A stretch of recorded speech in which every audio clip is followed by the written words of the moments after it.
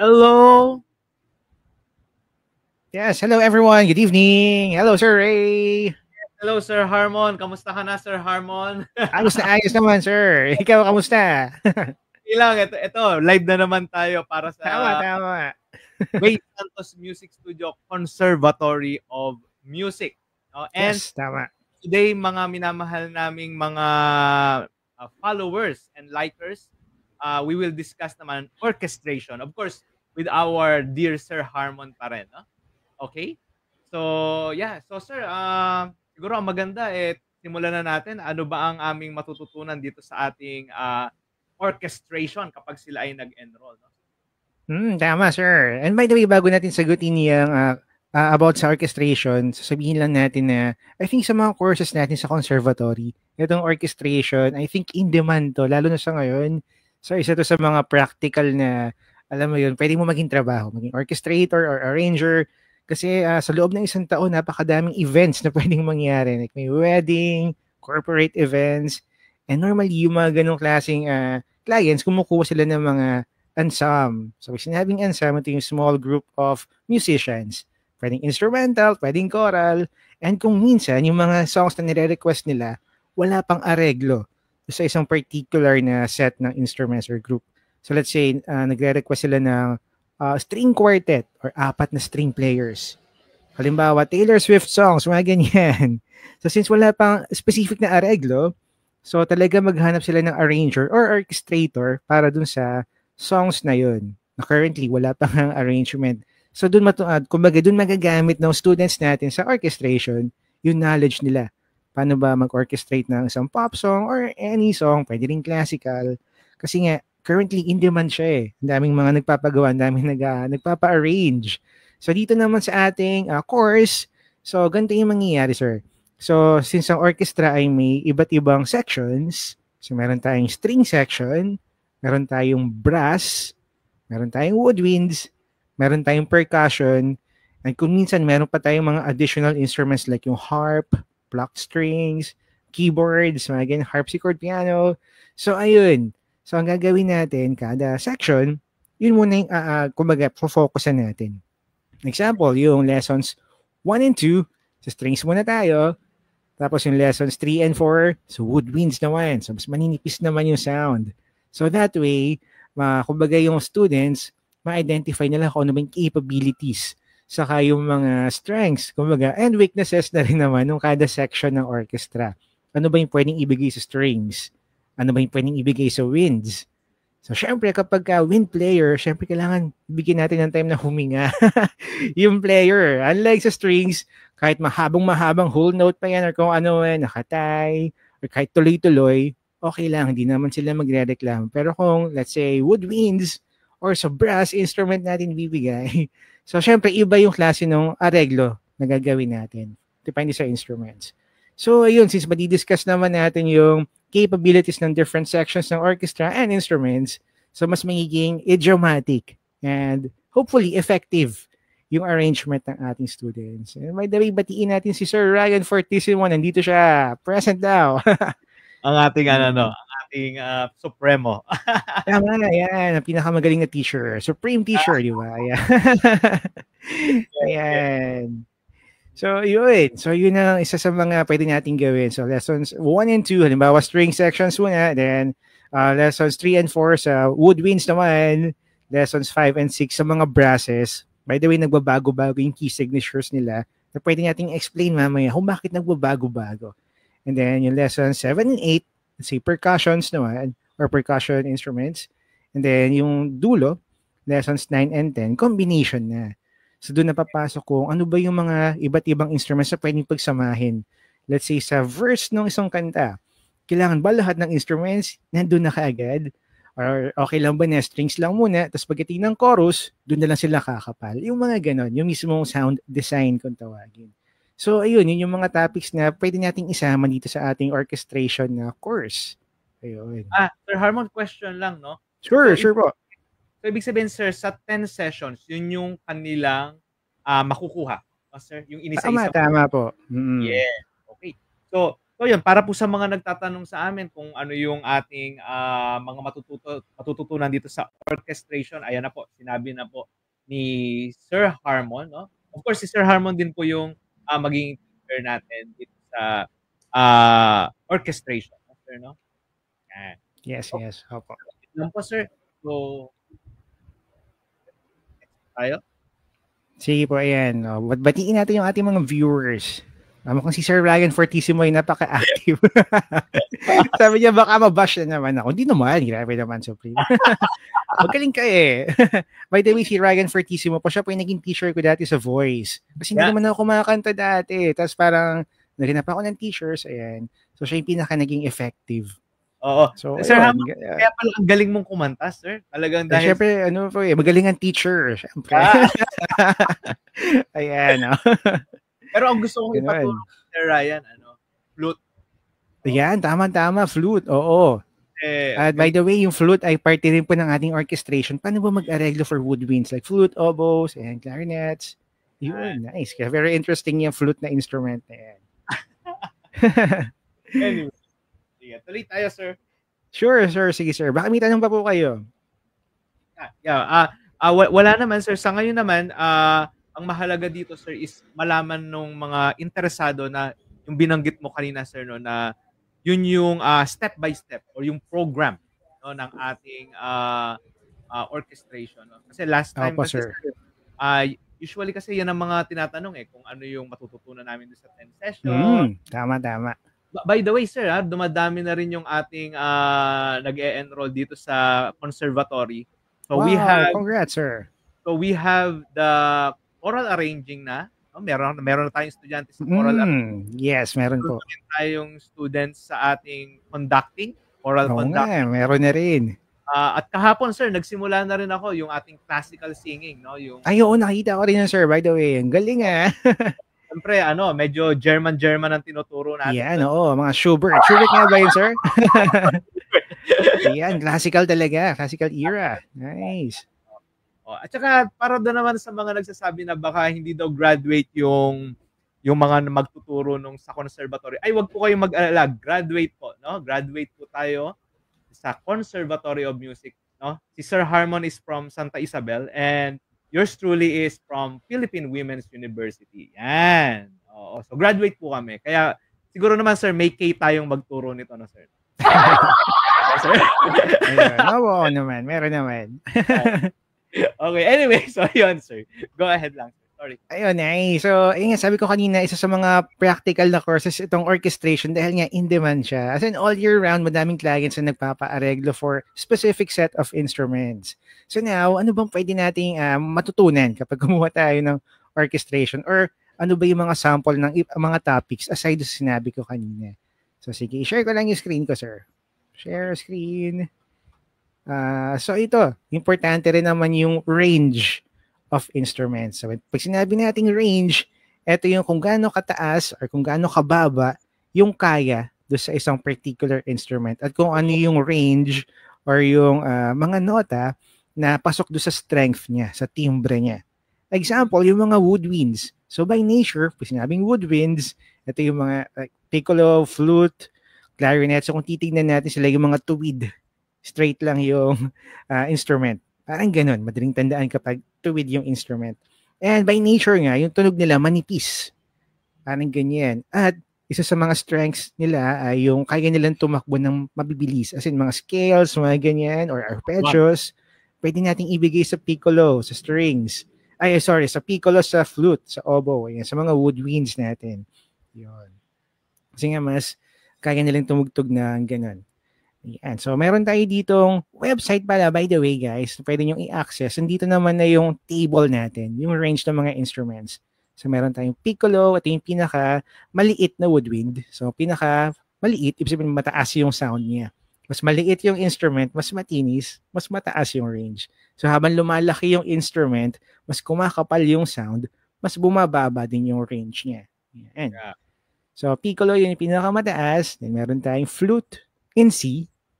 May alto flute din, may oboe, yan, English horn. And by the way, part din po ng ating course yung listening. So magkakaroon tayo ng konting listening activities para ma-identify natin yung mga timbre ng bawat instruments. May mga ganun. Yan. So meron tayong clarinets din.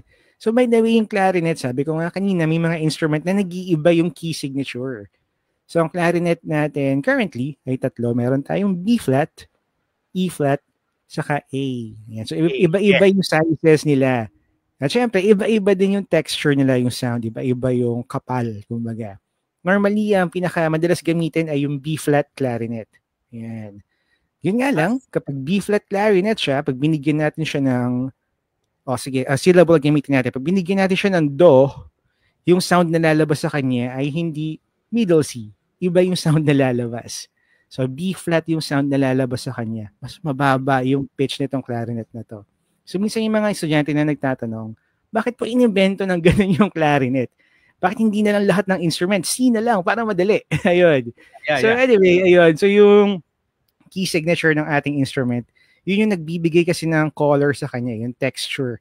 So kung yung size niya ay pinaliit, kung ginawa siyang C instrument, yung tunog ng clarinet na yun medyo manipis. So hindi siya yung tunog ng clarinet na alam natin na medyo may kapal, medyo may ganyan. Parang kumbaga sa human voice tunog alto. Parang ganun. So hindi siya magkakaroon ng ganong sound, kumbaga, or texture. Kaya, yun nga, na-invento siya ng mas malaki para mas makapal yung sound niya. Ayun nga lang, syempre, mag-iiba na yung key signature. Naging B flat na siya. Yan. Sir, tanong ko lang, no, sir? Sure. Sige mga nagtatanong din, ito bang mga instrument na to, sir, ay present lahat or dapat present lahat sa isang orchestra, sir? Hindi naman, sir. Kasi ano naman to, depende sa arranger. So, depende kung anong character yung gustong palabasin ng arranger.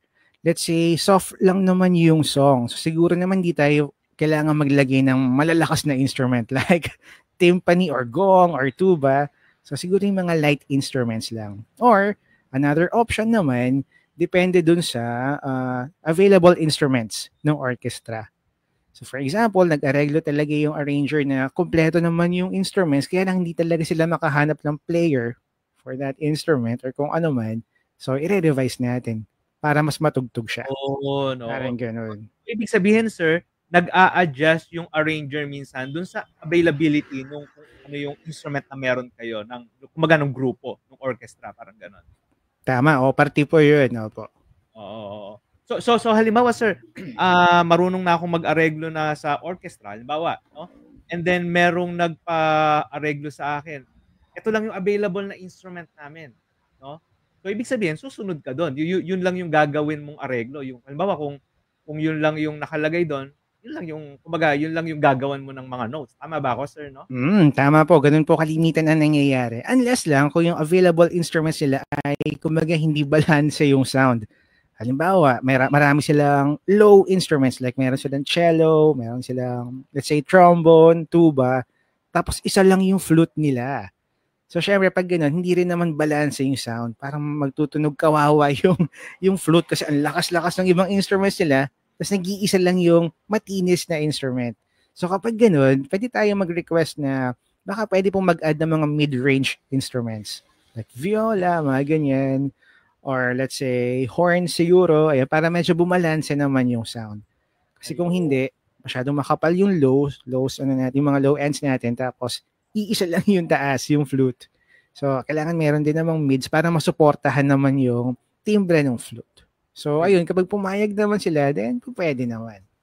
Nice. Okay, good. So, ayun. Tapos, ayun nga, nabigay ko na yung woodwinds. Tapos, yung mga brass naman, normally, ito yung sa kulay, kung hindi sila copper, kulay gold sila. Pero hindi sila literal na ginto. Yung kulay lang nila para madaling ma-distinguish. So, yung mga brass, ito yung horn, trumpet, trombone, tuba, ayan. So, meron din namang iba pang klaseng brass instrument, lalo na kung nag-aareglo kayo for marching band. Ayan. So, normally, yung ginagamit nila. Ayan, mga brass talaga. Diba?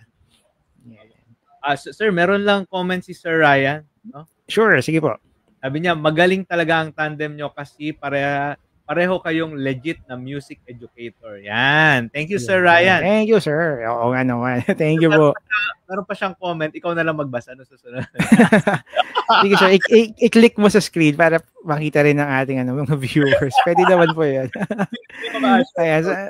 Ayan, sabi ni Sir Ryan, hindi lang K ang meron kayo para magturo. Meron din kayong T, talino, at B, bait. Oo nga naman. O, diba? Ryan, thank you. Talagang iba si Sir Ryan talaga. Correct. Oo nga. So, ayun. Correct. Tapos, ayan. So, siguro sir, mag-sample din ako dito ng piyesa niya. Well, hindi naman siya pop song, hindi rin naman siya super classical. Ano lang siya, basic na piece na pwede nating isample today para i-areglo sa, let's say, strings lang muna. String section. So, i-present ko yung, sige, full screen ko na. Entire screen. Sana pwede mag-share ng audio para marinig din nila. Check natin. Okay, so ito yung ating pyesa. So galing siya sa book na Piano Adventures. Yeah, so ito yung level 5 na book. And merong piece dito na untitled ay Jazz Reflection. Yeah, medyo zoom in ko lang. So ang maganda lang sa pagkaka-compose nitong pyesa na to, clear na agad na kumbaga 4 voices yung kanyang format. So kapag ganito na klaro naman na kaagad na, 4 na layers to 4 na voices, pwede naman natin siyang i-assign na directly do sa mga instruments na gagamitin natin. Example, yung top notes. Ito yung nandito sa first layer. Yan. So kung ano yung mga nota na yan, kung i-convert natin siya sa string quartet na ensemble, 4 na strings, walang piano. So itong top notes na to, pwede na siyang ibigay sa violin 1. Nice. Yan. So as is, kaka-copy-paste lang natin siya. Parang ganun. So yun yung isa sa mga basic na orchestration. I-convert natin yung pyesa as is, walang mga palamuti, walang ornamentation, i-reassign lang natin siya sa different instruments. Ayan. So, example, yung layer 2 naman, itong nasa ilalim. So, medyo mas mababa na yung range niya compared sa upper notes. So, itong second layer naman na to, pwede na siyang ibigay sa violin 2 naman. Violin. Kasi normally naman kung string quartet, 2 violins, yan, isang viola, tapos isang cello. Ayan. So ito namang nasa bass clef natin. Yan yung nasa mid-range sa bandang taas ng staff. Okay naman siyang i-assign sa viola. Ito yung mga notes na to. Kasi i-copy-paste lang natin siya. And then yung lowest notes naman dito, pwede naman silang ibigay na sa cello. Yan. So that way, yung actual piece, kung paano siya kinompose, ay maririnig naman natin. Hindi naman natin babaguhin yung chords or kung ano man. As is pa rin naman siya, pati yung key signature, na iba lang yung timbre. So naging strings lang yung gumagawa ng sound sa halip na piano. So yun, kumbaga yun yung level 1 ng ating orchestration. And by the way, ang maganda ngayon sir, meron na tayo mga free na applications, free apps na pwedeng i-encode itong mga pyesa. Gaya ng MuseScore. So i-demo natin to. Pwede ko namang i-open yung MuseScore. Since may time pa naman. Ayan. Open natin yung MuseScore. So, syempre magdo-load siya. And ang maganda nga pala dito, sir, meron na rin siyang Muse Hub kung tawagin. So, yung Muse Hub naman, pang-enhance siya ng mga sound natin. So, instead na tunog digital strings siya, pag nag-download kayo ng Muse Hub, mas realistic na yung tunog ng strings. Pati yung nuances, pati yung slides, yung mga glides, pati yung phrasing. Maganda na yung sound. So, let's say, sige, string quartet lang muna, hindi string orchestra. So, tigi-isa lang kada instrument. So, isang violin 1, isang violin 2, isang viola, saka isang cello. Yan. And then, maglo-load siya. And by the way, dito sa ating app, meron naman tayong mixer. So, pwede nyo timplahin yung reverb nila, yung panning, kung gusto nyo nasa left yung sound or nasa right, pati yung actual volume. Yan. And kung mapapansin nyo, yung ating viola, iba yung clef na ginagamit niya. Yan. Alto clef kung tawagin. So kung familiar kayo sa piano, yung ating G clef, kaya siya tinawag na G clef dahil yung note na nandito sa second lowest line, yun yung pinaka G natin, kaya siya G clef. And dito naman sa F clef or bass clef, yung second highest line niya, yun naman yung F kung tawagin. Itong alto clef naman, or minsan kung tawagin ay C clef, kung nasan yung pinakagitna niyan, itong symbol na to, doon yung ating C or middle C. So, ibig sabihin, since nasa third line, yung gitna ng mismong alto clef, itong third line na to, ito yung kanyang middle C. Yan. So, medyo kakaiba yung notation, ano? Pero matitrain naman yung ating mga students, lalo na kung lagi-lagi naman nalang ginagamit yung alto clef. Okay, so i-demo natin kung paano ba i-encode yung piyesa na yun. So, ako ang ginagawa ko, hinahati ko yung screen ng laptop. Kung kasya naman. Nasa left side yung MuseScore, nasa right side naman yung piyesa.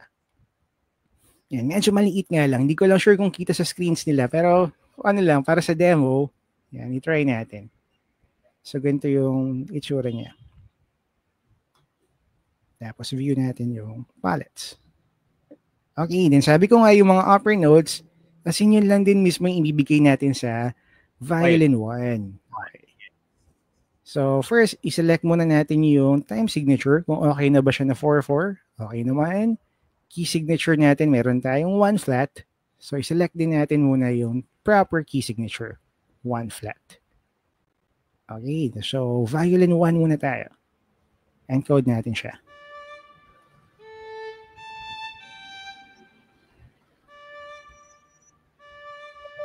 Then, lagyan din natin yung slur line kasi yun yung nakasulat doon sa piyesa. So that is for the violin 1, no? Which is yung pinaka-melody niya, Sir Harmon.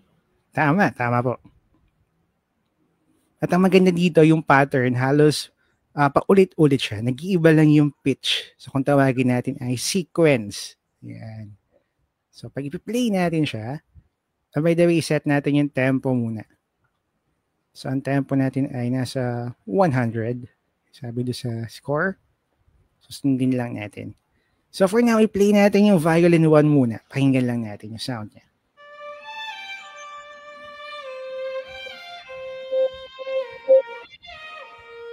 Yun, nice.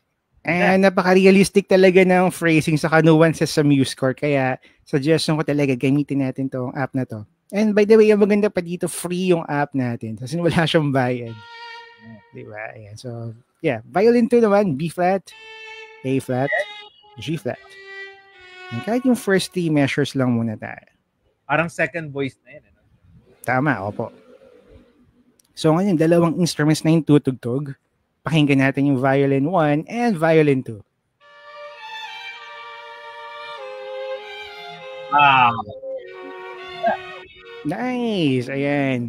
So lalo na ngayon, puro strings pa lang naman sila kaya mas nag-gel yung sound. Yan. Okay, then dito naman tayo sa viola. And sabi ko nga yung gitnang line niya, yun yung ating middle C. Kaya yung B note dito siya naka-notate. Yan. And then A flat. And then G flat. And then dito tayo sa cello. C, Cello. B, and A flat. So ngayon buo na sila. 4 na yung instruments natin. Sige, pakinggan natin kung paano ba yung sound nila.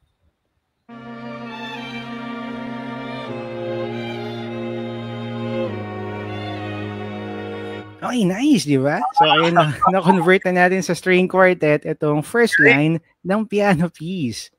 And ang maganda dito, sabi ko nga kanina, pwede nating i-explore pa kung ano ba yung capabilities ng instruments. For example, yung strings. So, ang strings natin, pwede siyang tugtugin ng binobow, yung normal na playing, pwede rin namang pluck. Pluck yung strings. So, kapag gusto nyo naman na pluck yung strings, pwede naman tayo mag-add ng articulation. At yun yung kung tawagin ay pizzicato. So, select lang natin itong mga measures, then add pizzicato. Siyempre, iba naman yung character niya, iba yung sound, pero yung pa din naman yung tono. Mas maiksi nga lang yung sound ng notes. So, kung ipi-play natin siya na naka-pizzicato yung articulation, ganito naman yung sound niya. Yes. Di ba? So, iba rin yung character. Pero yun pa rin naman yung pyesa or yung song or yung phrase na ginawa natin. Kaya interesting itong orchestration kasi papasok yung creativity ng arranger eh. So, doon mo malalaman kung ano ba talaga yung pakay or interpretation ng arranger. Gusto ba niya na mellow yung sound or gusto ba niya na medyo rhythmic? Kaya may pizzicato. Ayun, parang ganun. So anyway, isa to sa mga sample ng ating gagawin kapag yun nga, nag-enroll kayo sa ating orchestration class. Yeah. So ayun sir, back to you. Very, very nice. Ang ganda ng explanation, sir. Tsaka ang linaw, sir. By the way, meron lang akong tanong, no, sir, kasi ako masyado ako, sir, sa sa choral music talaga ako. Nice. Opo. Choral arranging and everything. Ito lang, mga usual na tanong lang, no? Random na tanong lang. Sir, meron ba tayong power na ibahin kung sino ang kukuha ng melody? So, for example, dun sa sample natin, kanina ang kumuha ng melody was the violin 1, no? Tama po. So halimbawa ba pwede bang ang gusto ko violin 2 ang kumuha o ang gusto ko ay cello ang kumuha or viola, something like that? Paano ba 'yun, sir? Paano bang magandang answer natin? Oo naman sir, pwede yun. Pero syempre titignan natin yung range ng melody or yung key ng song. For example, pwede na naman natin siyang i-assign sa viola nga naman or sa cello, pero tignan natin muna yung range. So, ibig sabihin nga ng range, yung pinakamababa sa pinakamataas na nota sa particular part na yun or section na yun. So, parang capable pa ba yung instrument na pag-a-assign natin na matugtog yung range na yun? Kasi kung hindi na, edi hanap tayo ng ibang instrument na kumbaga mas pasok sa kanya yung range ng part na yun. So, siguro pwedeng sa ibang part, let's say bridge or pre-chorus, i-assign natin sa, let's say, viola, yung melody. Sa pagdating ng chorus, sa violin naman. Sa mga verses, baliktarin natin. Gusto natin cello naman yung tumutugtog ng melody. Pwede yun. Tapos yung harmony natin, nasa taas. Pwede rin naman ganun. Kaya yun din yung, kumbaga, masaya sa orchestration. Pwede tayo maging creative, kumbaga. Ganun. Tapos, okay, so isa pa ulit tanong, no, sir, no? Lubos-lubosin Sure ko na. po. May oras pa naman. Kasi sa choral music, no, sir, no, there's a lot of rules, no? Nandiyan yung doublings, 'di ba, sir? Tapos tapos nandiyan din yung halimbawa yung counterpoint. So halimbawa kung ano yung notes na magandang laruin mo, something like that. Sa orchestration ba, sir, meron ba tayong mga certain rules o we just follow yung ating kagustuhan at saka yung kagustuhan ng tenga natin, sir? Ano ba ang rules natin diyan or whatsoever? Pero pwede natin kasing isipin po as rules yung mga, kumbaga, limitation ng instruments. For example, yung, let's say, brass. Yung mabibigat na brass, like tuba. So, yung tuba, yun yung pinaka mababang instrument sa brass section. So, yung pinaka-rule sa kanya, wag naman natin bigyan ng running notes yung tuba. I mean, pwede naman siya, pero for practicality, parang hindi naman ganun ka-practical kung tumatakbo yung bass natin. Medyo mahirap siyang tugtugin doon sa instrument. Ano pa ba? Let's say sa winds naman, sa woodwinds. So kung gusto niyo na nakababad yung tunog ng woodwinds na yon, siguro kahit mga 3 measures man lang na tuloy-tuloy, pwede na yun. Pero bigyan naman natin ng rest yung instrument, yung woodwinds. Kasi pag wala, ang hirap naman nun unless kung talagang big orchestra na madaming tao, alam mo yun, na pwede sila mag-alternate ng hinga. Pero kung wala, so siguro isa sa mga rules yun, bigyan naman ng rest yung mga woodwinds natin. Ayan. Now sa harmony naman, siguro sa choir kasi sir, nagkakaroon ng, kung tawagin ay rules, well, hindi naman talaga siya literal na, alam mo yun, rule. Nagkaroon lang ng written, kumbaga, ano ba tawag doon? Agreement, parang ganyan, kung paano sumulat ng magandang harmony na hindi magtutunog bungi. Kasi nga, sa human voice, traditionally, 4 lang naman yung voices. May soprano, may alto, may tenor, and bass. So, halimbawa, yung chord natin ay, let's say, C major. And yung C major, may 3 tayong nota. Yeah. So, since 3 lang naman yung nota na yun, at 4 yung boses, kailangan may isang tono doon na magdoble. Kung tawagin natin ay doubling nga. So, doon papasok yung knowledge ng arranger. Anong nota yung idodoble? Yung root ba ng chord, yung 3rd or yung 5th? Which is part nga nung ating music theory class naman. Ayan. So, sa choral arranging, oo nga, importante yun kasi pag nawala yung isang nota, magtutunog bungi siya. In a way, magtutunog percussive. Kaya traditionally, yun yung pinaka rule kung tawagin. Unless kung talagang intentional, talagang ginawa talaga ng composer or arranger na magtunog, ano talaga, percussive. Kasi may mga ganong piyesa naman. Intentionally, ang daming mga perfect fifths na, anong tawag doon, nakaparallel. Pero kasi yun talaga yung kailangan na character doon sa particular section na yun. So orchestration naman, siguro sir, less yung mga rules natin. Meron pa din naman, siguro unwritten lang siya. Pero hindi naman ganun ka grabe, hindi ganun kadami. So, ang sabi ko nga, yung mga rules normally, yung sa capability ng instruments, mga ganyan. Pero kumbaga, wag naman nating hayaang mahinder yung creativity or yung musicality ng ating students or musicians. Since ang best definition nga ng music ay pareho naman siyang science and art. So, yung science side, ito yung mga technical stuff, mga ganyan. Pero at the same time, art pa din naman siya. Kaya may freedom pa din naman yung students natin or yung mga artists magawa sarili nilang interpretation, arrangement, mga ganyan, different combinations. So, yun. Ganun po. Yan. So, ang ganda ng explanation, mga minamahal naming likers and followers.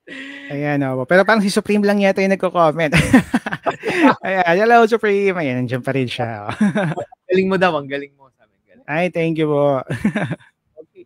But anyway, so, having said that, yung mga sinabi ni Sir Harmon, siguro, it's time for us na invite kayo, no?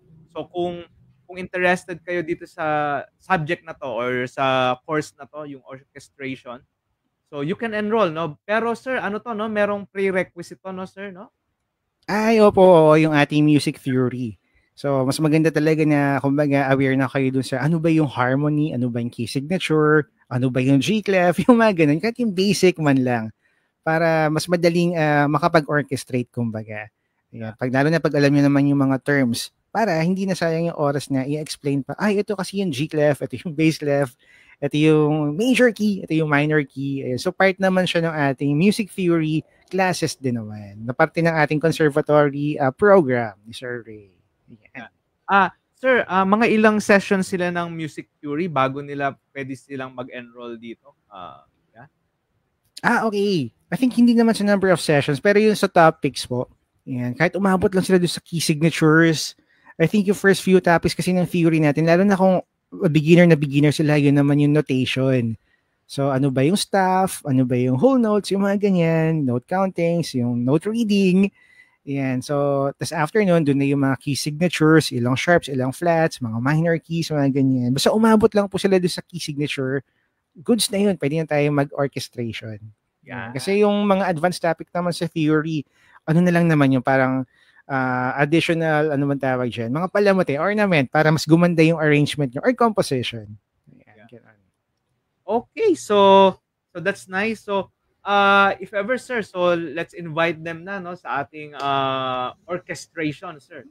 Yes, ayan. So kung interested kayo sa ating orchestration course, ano nyo lang, message nyo lang po si Sir Ray sa ating Ray Santos Music Studio FB page. Ayan. And yes, kita-kita po tayo if ever. Mag-enjoy tayo sa pag-orchestrate ng mga songs natin. Yan.